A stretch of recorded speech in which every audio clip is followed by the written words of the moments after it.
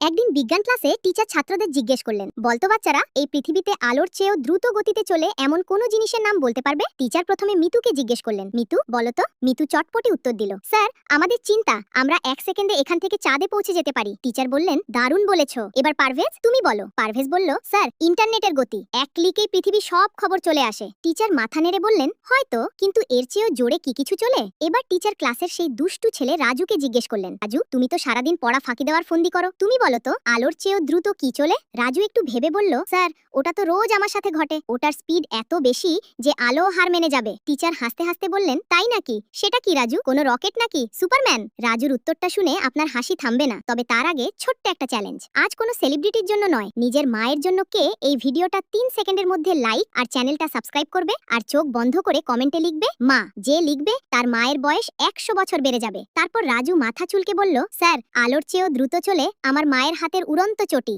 আলো আসার আগেই ওটা আমার পিঠে ল্যান্ড করে যায়।